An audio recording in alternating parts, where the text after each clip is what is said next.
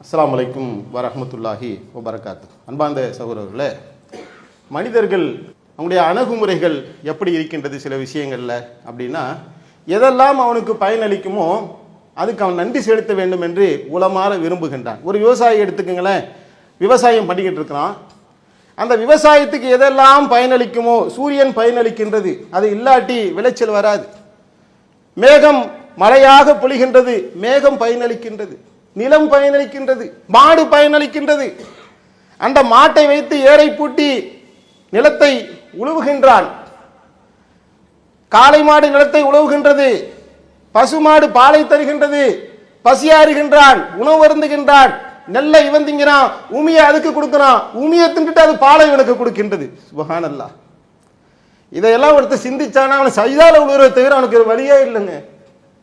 அது போடுகின்ற சாணத்தை எடுத்து அந்த நிலத்துக்கு போட்டு உரமாக்கி கொள்கின்றான். எவ்வளவு பெரிய கம்யூனிகேஷனோட என்னுடைய ரப்பு இந்த உலகத்தை படைத்திருக்கின்றான். இவற்றின் மூலமெல்லாம் ஒரு பயனை அடைந்து விட்டு நான் அந்த சூரியனையே வணங்குகின்றேன் என்று சென்று விடுகின்றார்களே, அதற்கென்று ஒரு பண்டிகைகளை கொண்டாடி கொண்டிருக்கின்றார்களே. இப்படி கொண்டாடி கொண்டிருந்த அவர்கள் சமத்துவ பொங்கல் என்கின்ற பெயரிலே கொண்டாடுகின்ற நேரத்திலே படைத்தவனை மட்டுமே வணங்க வேண்டும், படைப்பினங்களை வணங்கக்கூடாது என்ற எந்த சமுதாயத்துக்கு கட்டளையிடப்பட்டதோ அவன் அங்க போய் நிற்கிறாங்க. அவர்கள் உணவகத்தில் தான் நுழைந்தார்களே ஒழிய உணவை அவர்கள் உண்ணவில்லை. இஸ்லாத்தில் தான் நுழைந்தார்களே ஒழிய ஈமான் நுழையவில்லை. படைப்பினத்தை வணங்கக்கூடிய இடத்துல படைத்தவனை வணங்கக்கூடியவனுக்கு என்ன வேலை? அந்த பொங்கலிலே போனால் தான் சமத்துவம் வருமா? சமத்துவத்துக்கு 1000 மணி. இஸ்லாம் சொல்லக்கூடிய சமத்துவத்தை தாண்டி இந்த உலகத்திலே யாராவது ஏதாவது சொல்ல முடியுமா? உங்கள் அனைவரையும் ஒரு ஆண் ஒரு பெண்ணிலிருந்து நான் படைத்தேன் என்று அல்லாஹ் சொல்லுகின்றான். இந்த சித்தாந்தத்தை கொண்டு போய் உன்னால் சமத்துவத்தை உண்டாக்க முடியாதா? கறியே சாப்பிடாத பியூர் வெஜிடேரியன் ஒருத்தன் இருக்கிறான். நான் குர்பானி கொடுக்கிற இடத்துல நீ இங்க வந்து என் மாட்டுக்கறியை உரிச்சாதான் ஆட்டுக்கறியை உரிச்சாதான் சமத்துவம் வரும் நான் கூப்பிட முடியுமா? அது சமத்துவம் வருமா? சண்டை வருமா? பொங்கலுக்கு சில அரசியல் கட்சிகள், சில இஸ்லாமிய பெயர் தாங்கி அரசியல் கட்சியில நடத்தக்கூடியவர்கள் அதற்கென்று தனி பேனர் அடிக்கிறான். வாழ்த்துகிறோம், வரவேற்கிறோம்.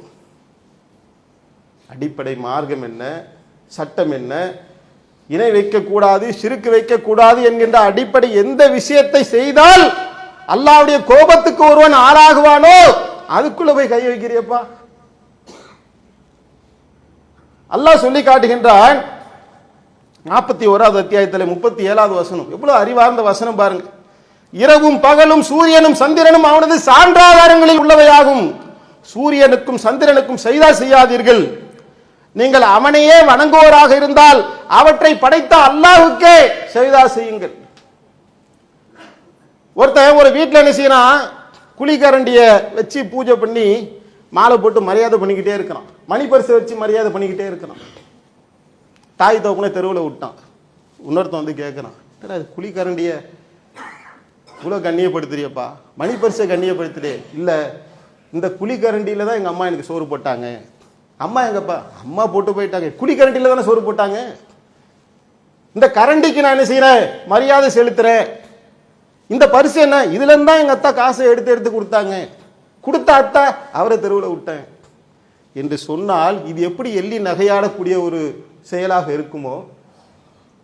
சூரியன் உனக்கு உதவி செய்கின்றது, கால்நடைகள் உதவி செய்கின்றது, எல்லாம் உதவி செய்து ஓகேப்பா, கரெக்ட், ஓரளவுக்கு போயிருக்க. நீ அதை படைத்தவன் யார்? உன்னை படைத்தவன் யார்? ஒரு கொஞ்சம் சிந்திச்சே என்று சொன்னால் இந்த மைய நீரோட்டத்துக்குள்ள அந்த அதைத்தான் அல்லாஹ்வும் சொல்றான். படைத்தவனை பாருப்பா, படைப்பினத்தை பார்க்காத.